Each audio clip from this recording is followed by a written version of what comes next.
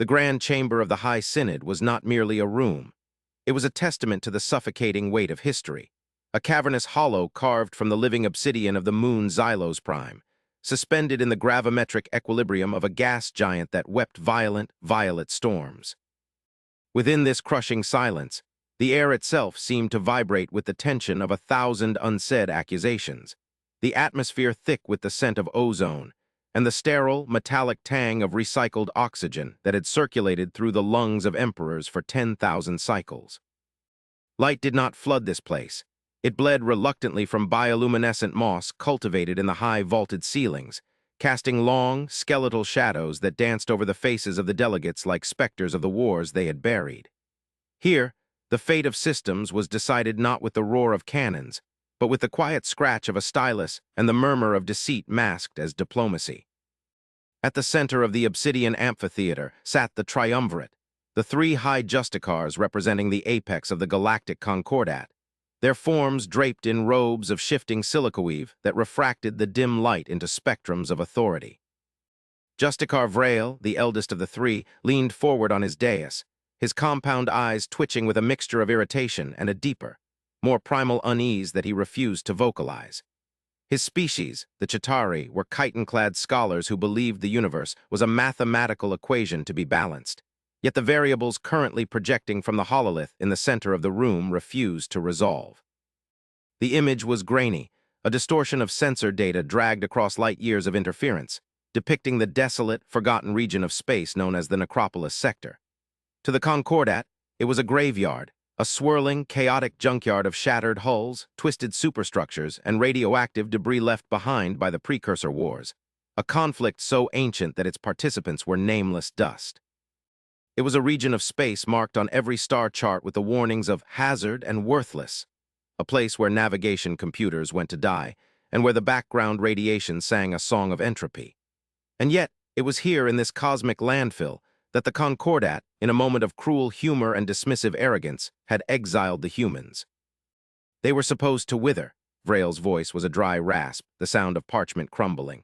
He did not shout. The acoustics of the chamber carried even the faintest whisper to the furthest alcoves. We granted them the necropolis not as a fiefdom, but as a tomb, a species of such limited biological hardiness, lacking natural armor, lacking psionic resonance, lacking FTL capability beyond the crude combustion of unstable isotopes. They were intended to suffocate under the weight of their own irrelevance, and yet the sensors do not lie. The energy signatures emanating from the debris field are not consistent with radioactive decay. They are rhythmic, they are structured. To his right, Warlord Kruk of the Krelthar Empire shifted his massive bulk, the servo motors of his ceremonial power armor whining in the quiet. The Krelthar were a race bred for conquest, seeing the universe only as anvil and hammer, and Kruk looked upon the grainy image with a sneer that exposed tusks scrimshawed with the history of his kills. "It is a glitch, Vrail," Kruk grunted, his voice a deep bass that resonated in the chest cavities of the lesser delegates. "Scavengers. Perhaps they have managed to reactivate a reactor core from a derelict to warm their freezing hides. You speak of them as if they are a threat. They are soft-fleshed primates who beg for resources. We gave them trash. If they are burning it to stay alive, let them. It changes nothing. The necropolis is a dead zone. Nothing of value has ever come from the rust. Value is a matter of perspective, and perspective is a luxury we may no longer possess," interjected the third member of the triumvirate, the ethereal and veiled matriarch Alara of the psionic ascendancy. Her voice was not spoken but projected directly into the minds of those present, a sensation like cold water trickling down the spine. She floated slightly above her seat, her limbs elongated and fragile, her mind constantly brushing against the thoughts of the thousands in the chamber.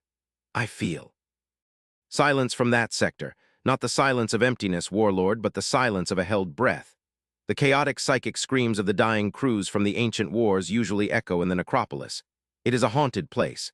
But now, the ghosts are quiet. Something has brought order to the chaos. Something has calmed the dead. Humans are not merely burning trash. They are communing with it. The chamber erupted into a low murmur of dissent and skepticism. The idea that humanity, the latecomers, the refugees from a dying yellow star who had arrived at the Concordat's borders with ships held together by welding flux and hope, could achieve anything of note in the galaxy's garbage dump was laughable.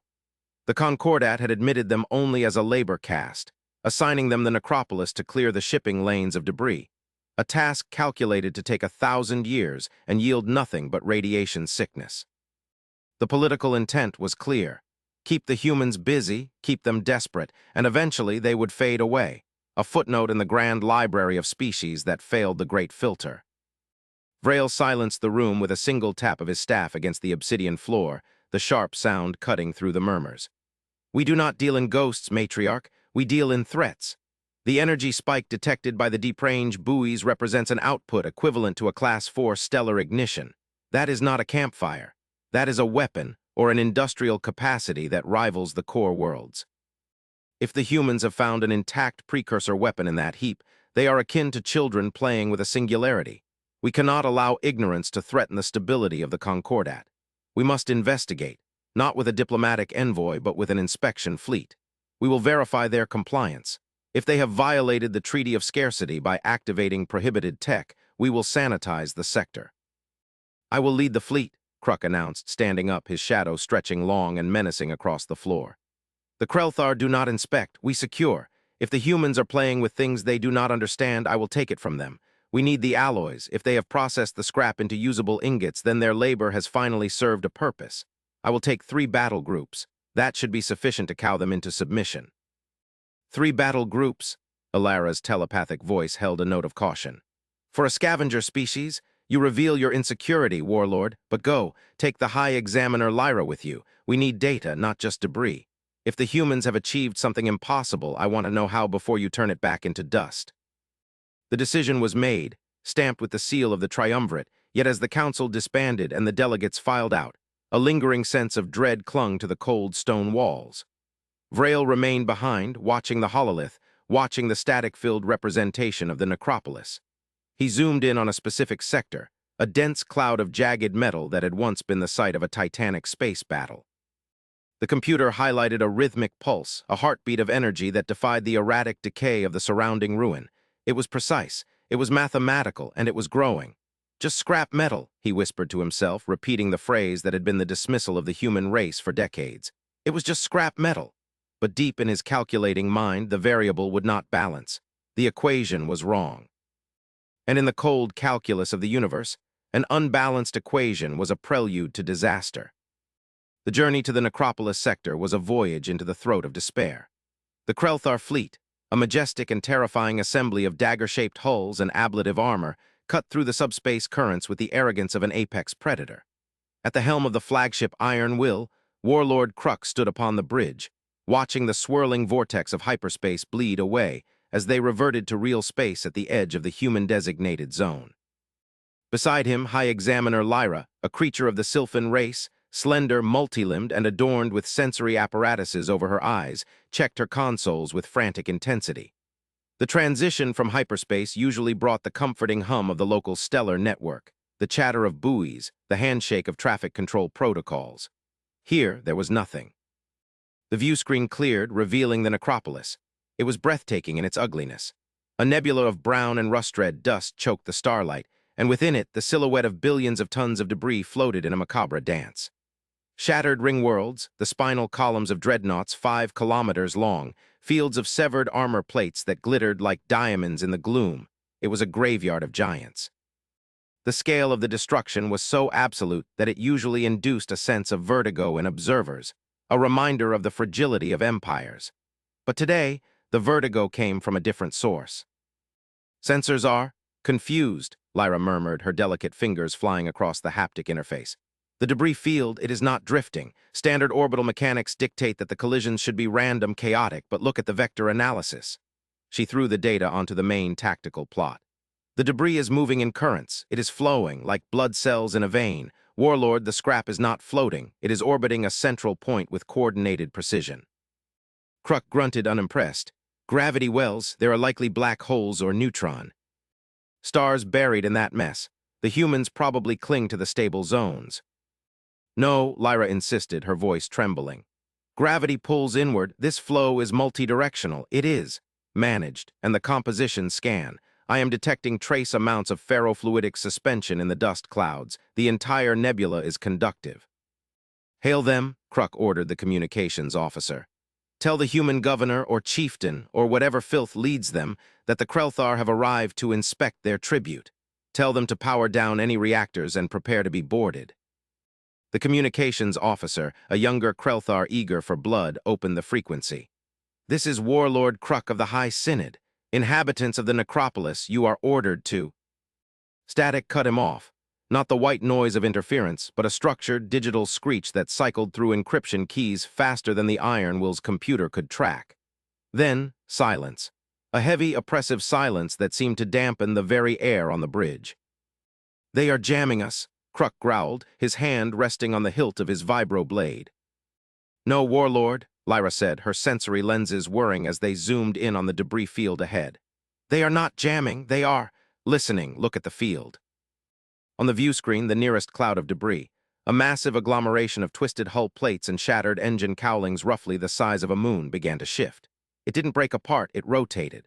Giant shards of metal, some the size of cities, pivoted on invisible axes. The rust flaked away, revealing gleams of polished silver underneath. The chaotic jumble of shapes began to align, interlocking with a fluidity that should have been impossible for dead metal. Gaps closed, jagged edges retracted. The scrap was knitting itself together. A voice broke through the speakers. It was not the desperate plea of a scavenger, nor the terrified stammer of a refugee. It was calm, resonant, and possessing a clarity of tone that sounded almost synthetic in its perfection. "Unidentified fleet, you have entered the sovereign territory of the Terran Reclamation Authority. Your trajectory intersects with active processing zones. Alter course immediately to Vector 99 Delta, or you will be categorized as raw material." Kruk blinked, his brain struggling to process the insult. "Raw material? They dare? I am Warlord Kruk. Identification, High Synod Inspection Force. We do not alter course for garbage scows. Humans, power down your, whatever that is, or we will open fire." "Warlord Kruk," the voice replied, sounding mildly interested, as if noting a discrepancy in a ledger. "We acknowledge the High Synod. However, your clearance codes are outdated. This sector is under quarantine due to heavy industrial hazards. We cannot guarantee the safety of your vessels if you persist in this aggressive vector. The debris field is temperamental." "Fire a warning shot," Kruk roared, his pride stung. "Target that floating pile of junk ahead. Vaporize it. Let them see what Krelthar plasma does to their processing zone." The forward batteries of the Iron Will lit up, lances of superheated plasma screaming across the void. They struck the rotating mass of debris, and then the impossible happened. The plasma did not detonate. It did not melt the metal. The energy splashed against the surface of the scrap moon and was absorbed. The metal glowed briefly, a spiderweb of blue energy racing along the interlocking plates, channeling the heat, dispersing it, and feeding it into the core of the object. "Energy absorption at 98%, Lyra whispered, horror dawning on her. "They didn't deflect it, they ate it. Warlord, that is not a pile of junk, that is a heat sink, a reactive armor matrix made of everything." "Launch fighters," Kruk screamed, losing his composure. "All squadrons, swarm them, it's a trick." The hangar bays of the Krelthar fleet opened, spewing forth thousands of interceptors, fast and lethal. They dove toward the debris field, weaving through the floating clouds of rust. But as they entered the density of the field, the environment turned against them. The dust that Lyra had noted earlier, the ferrofluidic suspension, reacted to the magnetic fields of the fighters. It clung to their sensors, blinding them. It clogged their intakes. And then the larger pieces of scrap began to move. This was not a battle. It was an industrial accident weaponized. A massive, jagged section of a precursor carrier, drifting lazily, suddenly accelerated, magnetized by some invisible force, and slammed into a squadron of fighters with the force of a hammer. Cables, miles long and thick as tree trunks, uncoiled from the darkness like the tentacles of a kraken, whipping through space to snare frigates and crush them. The humans were not firing guns. They were wielding the environment itself. The scrap metal was not cover, it was the weapon. "Pull back," Kruk realized his mistake too late. "Regroup." "We cannot," the navigator cried out. "The gravity well, it's shifting. The mass of the debris is moving around us. They are boxing us in." Suddenly the voice returned. "We warned you, Warlord. You treat matter as disposable. You fire energy as if it is infinite. In the necropolis, nothing is wasted. Energy is captured. Matter is repurposed. Even aggression is a resource we can refine." A hologram flickered into existence on the bridge of the Iron Will. It showed a human, a woman of middle age with graying hair tied back in a severe bun, wearing a uniform that looked less like military dress and more like an advanced engineering suit, covered in pockets and interface jacks. She looked tired, but her eyes were sharp, calculating, and devoid of fear. "I am Director Vance," she said, wiping grease from her hands with a rag. "You are disrupting my calibration cycles. We have spent 50 years cataloging every bolt, every plate, every circuit in this sector. We have learned the language of this metal. You see a graveyard, Warlord. We saw a library, and now you are threatening to break our books." You are using precursor technology," Lyra accused, stepping forward, her curiosity overriding her terror. "That is heresy. You cannot understand it." Vance looked at the Sylphan with a pitying expression. "Understand it? We are it. We didn't just find the tech examiner. We didn't have the luxury of new shipyards. We had to adapt. We took the nanites from the derelicts and reprogrammed them. We took the reactor cores and synchronized them. We took the armor of dead gods and welded it to our own resolve. You gave us trash because you thought we were trash, but humans. We are the ultimate recyclers. We don't throw things away. We fix them. And this sector, we fixed it." "Surrender," Kruk demanded, though his voice lacked its usual fire, "or the full might of the Synod will descend upon you." Vance sighed, looking down at a datapad. "Warlord, look out your window. You are already inside the machine." Kruk turned. The view screen showed the debris field shifting on a massive scale. The moon-sized object that had absorbed his fire was unfolding. It wasn't a solid mass. It was a swarm. Trillions of individual components, drones, hull plates, repurposed turrets were expanding outward, blocking out the stars. But it wasn't just that object. The entire nebula was lighting up. Blue veins of energy connected the drifting wrecks, forming a circuit broad as a solar system. The junk was a single, colossal, distributed organism. The humans hadn't built a fleet.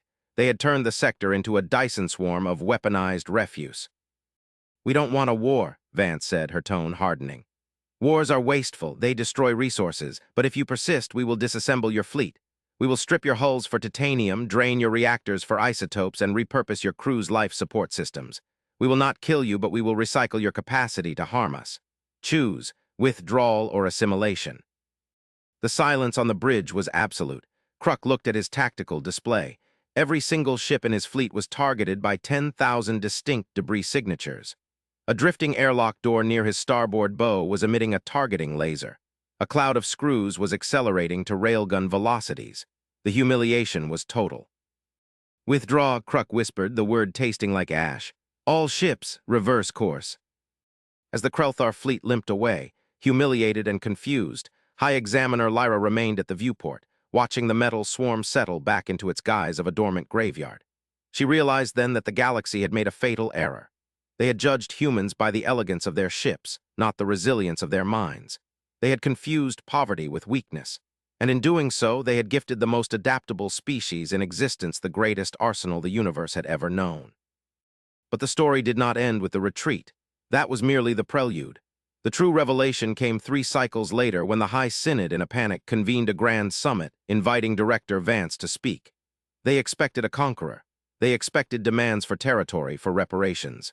Instead, a small, cobbled-together shuttle arrived, docking at the pristine station of the Concordat. Vance walked into the obsidian chamber, her boots clanking on the polished stone, looking like a mechanic walking into a cathedral. She stood before Vrail, Kruk, and Alara, surrounded by the holographic grandeur of the galaxy's rulers. They looked at her with fear. She looked at them with exhaustion. "Why?" Vrail asked, his arrogance replaced by a desperate need to comprehend. "You have the power to conquer the sector. You have turned the necropolis into a fortress. Why did you hide it? Why wait until we stumbled upon you?" "Because we weren't building it for you," Vance said quietly. The statement hung in the air, heavy and confusing. "Explain." Alara commanded, her psychic mind probing Vance for deception and finding only a wall of cold, hard logic. Vance tapped a device on her wrist and the central hololith changed. It no longer showed the necropolis. It showed the galaxy from above, and then it zoomed out into the dark void between galaxies. "When you gave us the scrap sector," Vance began, "we started analyzing the damage patterns on the precursor ships. We wanted to know what killed them. You all assumed they killed each other. Civil war, hubris." She shook her head. "You were wrong. The damage patterns were consistent, directional. They were all firing outward towards the galactic rim. They weren't fighting each other. They were standing back to back." A chill swept through the room. The air grew colder. We reconstructed their sensor logs from the fragments, Vance continued. It took us 20 years to decrypt the data stored in the black boxes of dead dreadnoughts. The precursors didn't die of old age. They were slaughtered by something that comes from the dark, something that eats energy, something that sees a galaxy not as a home but as a battery. She manipulated the hologram, showing a red wave encroaching from the intergalactic void. They are called the Hollow Ones, entropy incarnate. They come, they drain a galaxy dry, and they move on. The precursors built the Necropolis fleet to stop them. They failed, but they left the pieces behind.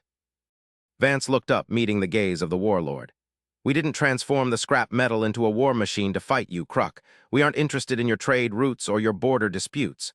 We built it because the signal from the dark has started again. The Hollow Ones are returning, and that scrap heap you mock, it's the shield. It's the only thing standing between this galaxy and total extinction. The silence in the High Synod was different this time. It wasn't the silence of political tension or arrogant dismissal. It was the silence of prey realizing the predator is at the door. You prepared, Vrail stammered. While we bickered over tariffs, while we played at Empire, you were building the wall. We are humans, Vance said, a small, sad smile touching her lips. We are used to making do with what we have. We are used to fixing what is broken. You saw trash. We saw the last hope of the galaxy. We have reactivated the planetary defense cannons. We have synthesized the ammunition. We have linked the logic cores. She paused, looking at the terrified faces of the most powerful beings in the galaxy. The first wave of the Hollow Ones will hit the Necropolis sector in 6 months. Our models predict the terrifying war machine you saw will hold for 3 weeks. After that, we run out of metal. She stepped closer to the dais. We don't need your permission. We don't need your territory. We need your trash. Every derelict hull, every decommissioned reactor, every ounce of scrap you have. Give it to us. And maybe, just maybe, we can turn it into enough of a nightmare to scare the dark away. The realization hit the Synod like a physical blow. The humans, the scavengers, the bottom feeders, had not only surpassed them technologically by standing on the shoulders of dead giants, but they had also taken on the burden of saving a galaxy that had despised them. Warlord Kruk was the first to move. He slammed his fist against his chest plate, the sound ringing like a bell. The Krelthar have extensive graveyards from the border wars, billions of tons of wreckage. He looked at Vance, a newfound respect burning in his eyes. It is yours, all of it, and my fleet. My fleet will haul it to you. The Concordat will authorize the release of all mothballed reserves, Vrail added, his voice trembling but decisive. And we will send our engineers to learn, if you will teach us. Vance nodded slowly. We'll teach you, but bring your welding torches. There's a lot of work to do. The story of the Necropolis was no longer one of exile. It became the forge of the galaxy. The scrap metal that had been dismissed as worthless became the foundation of the Great Barrier. Humans, once the outcasts, became the architects of survival. They taught the galaxy a lesson that would be etched into the history crystals for eons to come, that there is no such thing as waste, only potential waiting for the right hands. And that sometimes, the most terrifying war machine is not the one built of gleaming new alloy, but the one built from the broken pieces of the past, welded together by the unbreakable will to survive. As the months turned into the deadline, the Necropolis changed. It grew.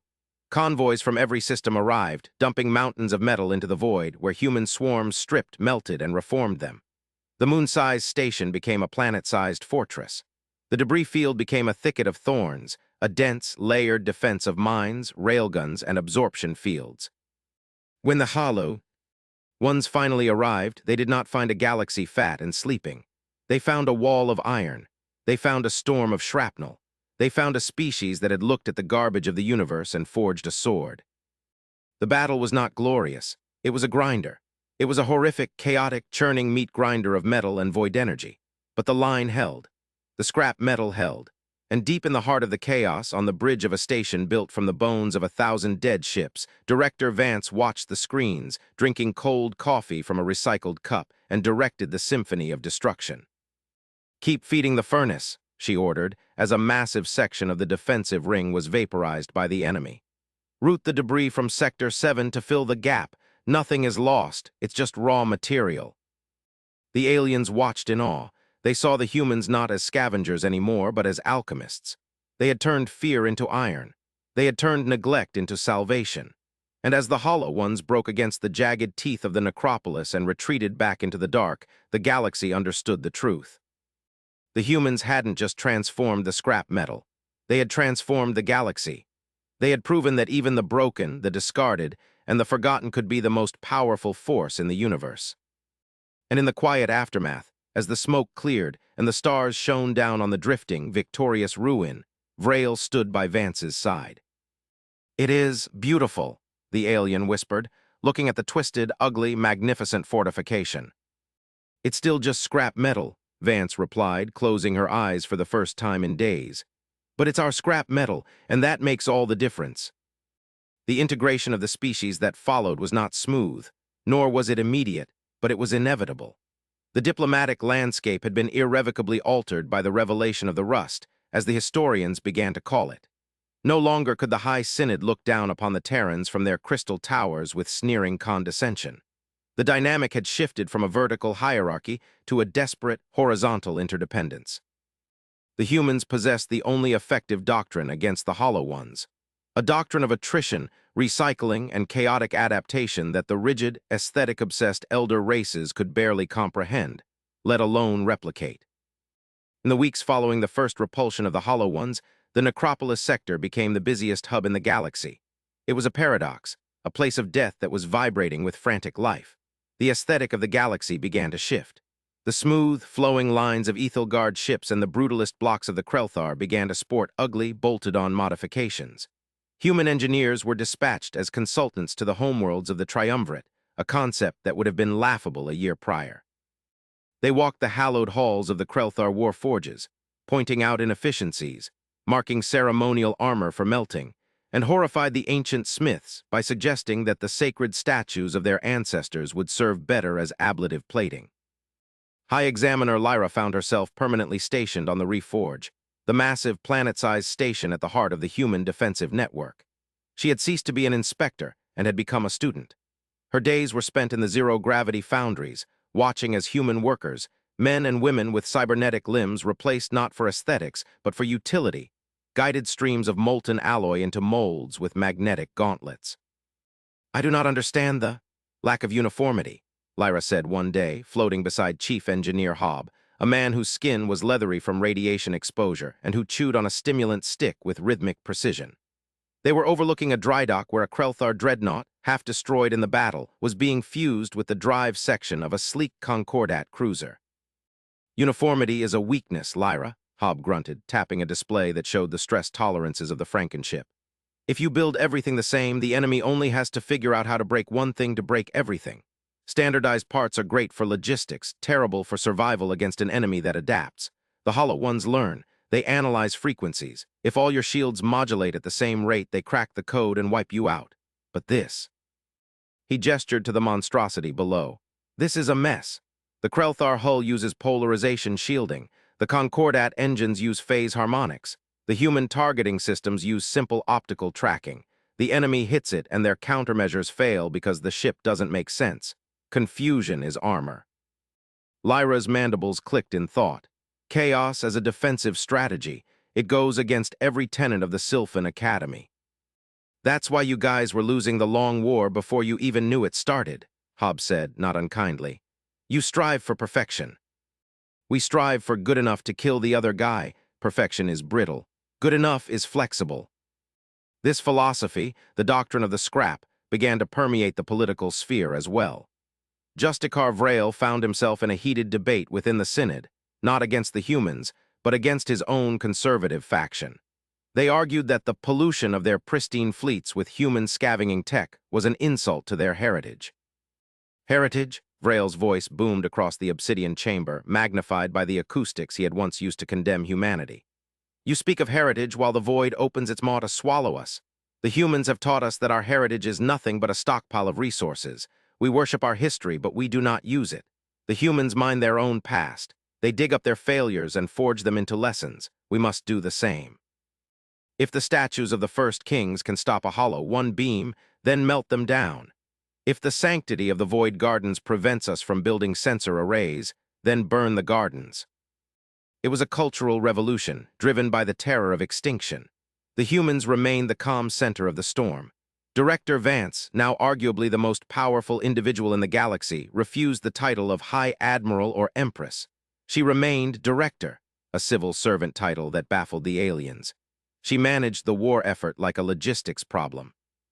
One evening, during a lull in the reconstruction, Warlord Kruk sought audience with Vance. He found her in a small observation blister on the outer shell of the Reforge, looking out at the stars. The view was no longer just debris. It was a sea of welding sparks, a galaxy of fireflies where millions of drones worked tirelessly to expand the shield. Kruk, stripped of his ceremonial cape and wearing practical combat fatigues he had commissioned to mimic the human style, stood awkwardly in the doorway. Director.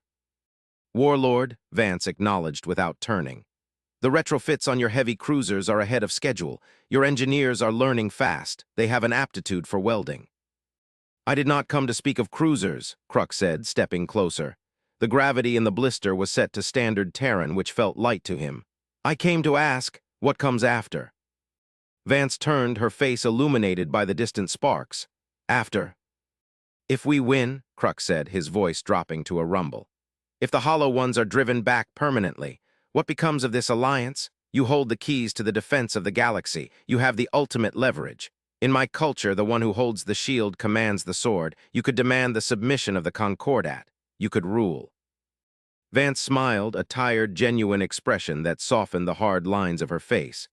That's the difference between us, Kruk. You see power as a means to control. We see power as a means to solve a problem. Once the problem is solved, the power is just overhead. It's maintenance. It's a hassle. You would simply go back to the scrap? Kruk asked, incredulous. We would go back to building, Vance corrected. Exploration, art, science. We didn't build this war machine because we love war. We built it because we love living. If the war ends, we'll take this station apart. We'll turn the railguns into orbital elevators. We'll turn the sensor arrays into deep space telescopes. We'll turn the armor into colony ships. That's the beauty of scrap, Warlord. It can be anything, a sword today, a plowshare tomorrow. It's never finished. Kruk stared at her, his alien mind grappling with the fluidity of the concept. For the Krelthar, a weapon was a weapon forever. A warrior was a warrior until death. The idea of beating swords into plowshares was not just poetic to him, it was technically baffling. You transform everything, even yourselves. Especially ourselves, Vance agreed. We were cave dwellers, then farmers, then voidfarers, now guardians, tomorrow, who knows? The conversation was interrupted by a proximity alarm. Red lights bathed the blister. Vance's demeanor shifted instantly from philosopher to commander. She tapped her comms. Report. Long-range sensors picking up a massive wave front, the synthetic voice of the station AI replied. Vector 3 Alpha, it's the second wave, estimate numbers, impossible to count. It is a tide, Director. Vance looked at Kruk. Looks like tomorrow we'll have to wait. Get to your ship, Warlord, we have work to do. The second wave of the Hollow Ones was not a probing attack like the first. It was an extermination event. The entity that commanded the Hollow Ones, a hive-mind intelligence vast and cold, had realized that the galaxy was resisting. It did not like resistance. It committed its reserves. Space tore open. Not a single rift, but thousands, appearing like lacerations in the fabric of reality. From these wounds poured the true forms of the enemy. Not ships, but biological horrors grown from void. Matter leviathans the size of continents that rippled with dark energy. They didn't fire weapons.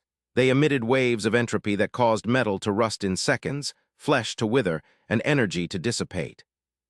The initial impact against the necropolis perimeter was catastrophic.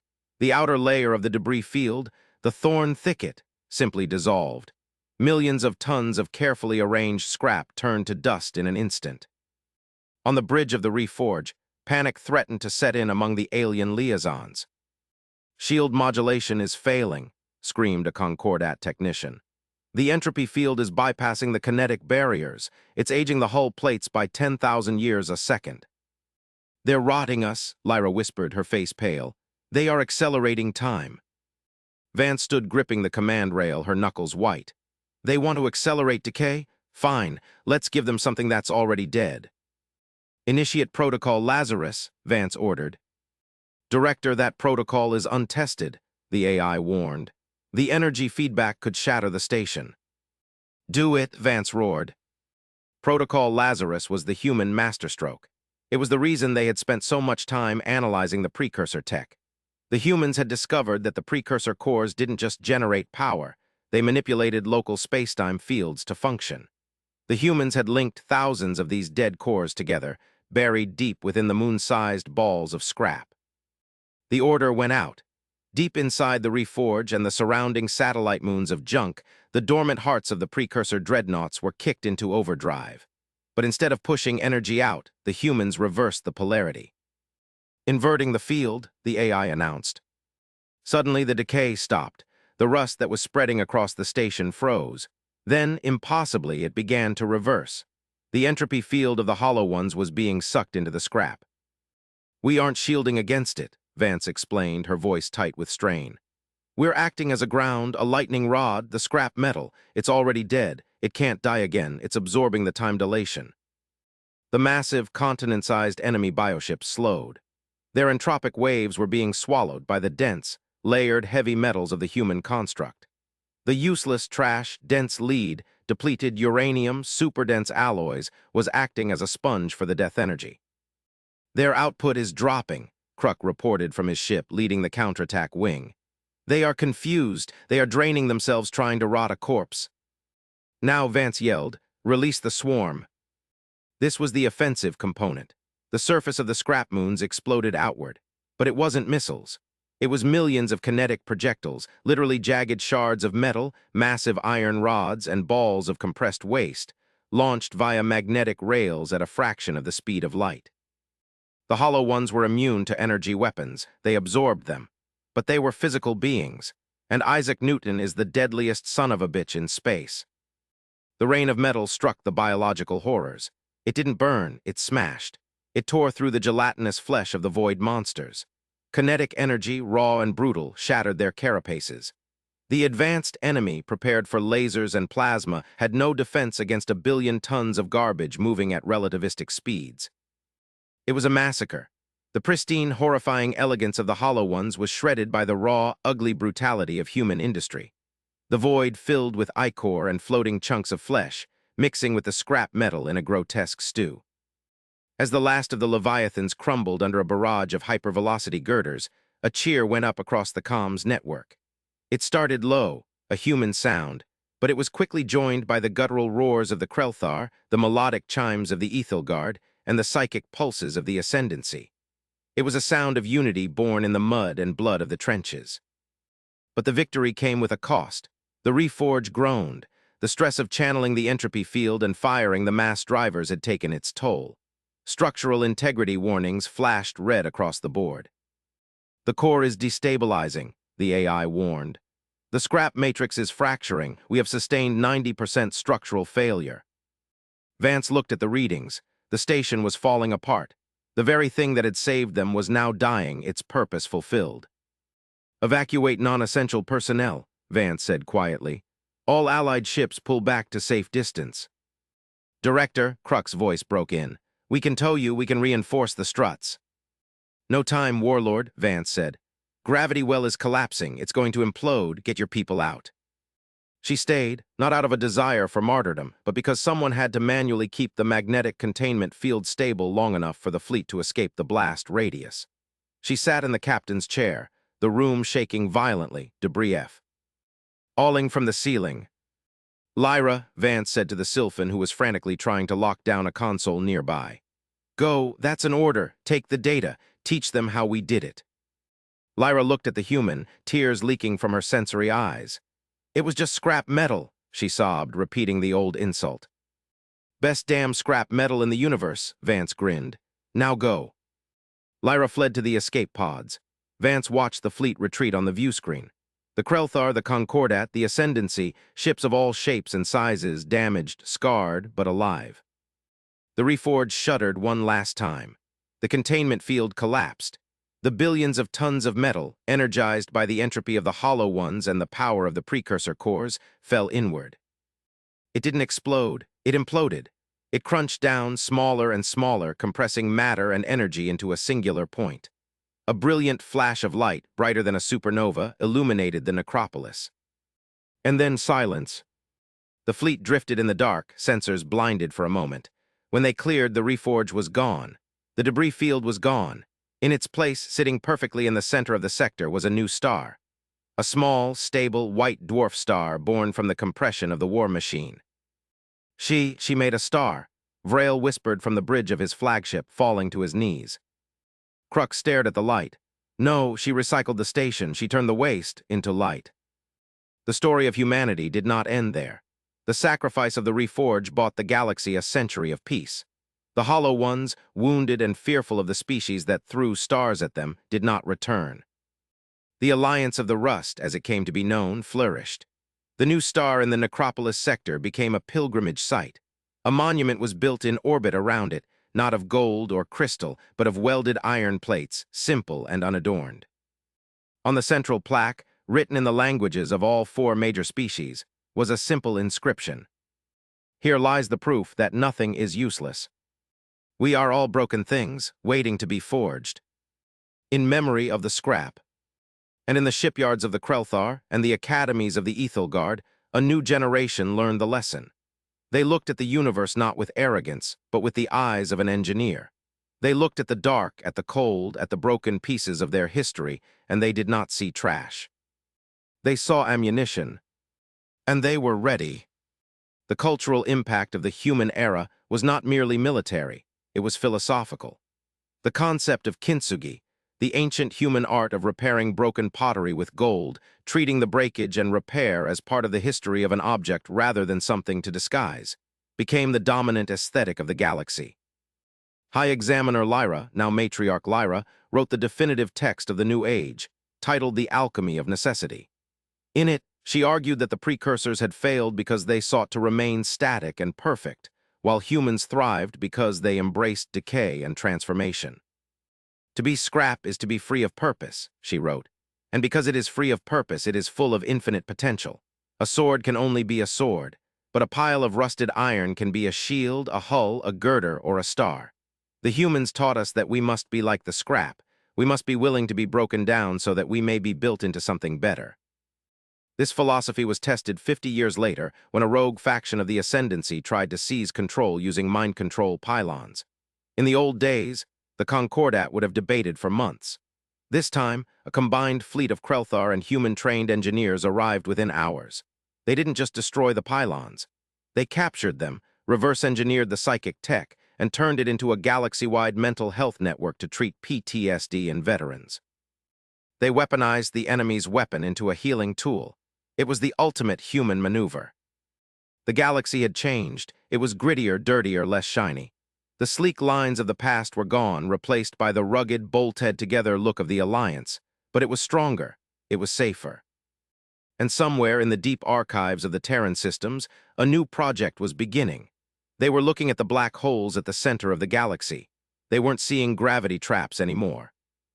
One young engineer, looking at the data, tapped her pencil on the desk and smiled. "You know," she said to her Krelthar colleague, "that's a lot of wasted energy just spinning down the drain. If we could just hook a turbine to it." The Krelthar groaned, but he was smiling too. "Here we go again, just don't turn it into a bomb this time." "No promises," the human winked, "but it would make a hell of a battery." The legacy of the scrap metal was not just survival. It was the audacity to look at the impossible forces of the cosmos and think, I can fix that. And that truly was the most terrifying thing about Hum. And they never stopped fixing things, even the things that weren't broken yet.